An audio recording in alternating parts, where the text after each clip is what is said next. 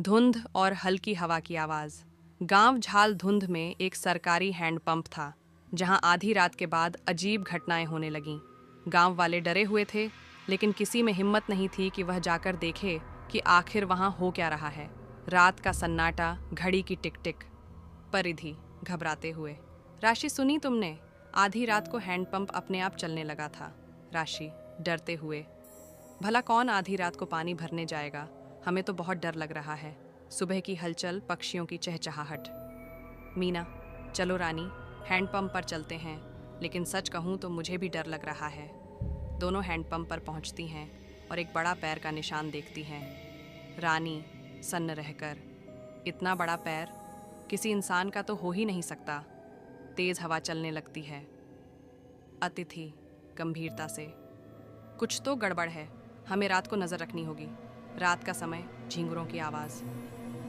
पिंकी गुस्से में, अब बहुत हो गया, मैं खुद जाकर देखती हूँ कि ये क्या माजरा है।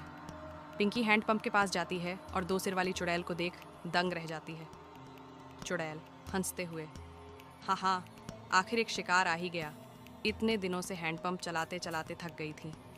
पिंकी डरते हुए, प्लीज़ मुझे छोड़ दो, मैं तो बस पास के शहर से आई थी। चुड़ैल पिंकी पर झपटती है। पिंकी की चीख गूंजती है।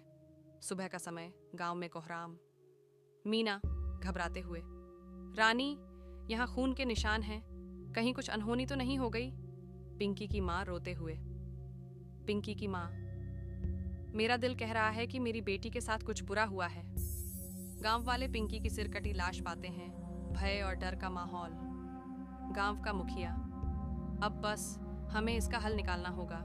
हम हैंडपंप के पास सीसीटीवी कैमरे लगाएंगे। रात को कैमरे में कैद होती है चुड़ैल की खौफनाक हरकतें। चुड़ैल गुस्से में, हम ये गांव वाले चालाक बन रहे हैं, अब किसी और तरीके से इन्हें बुलाना पड़ेगा।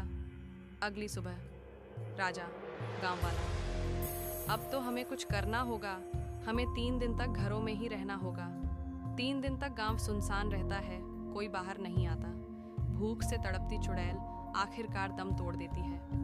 सुबह सूरज की किरणें गांव पर पड़ती हैं। मुखिया, हमारी एकता ने उस डरावनी आत्मा से हमें बचा लिया। अब हमारा गांव सुरक्षित है।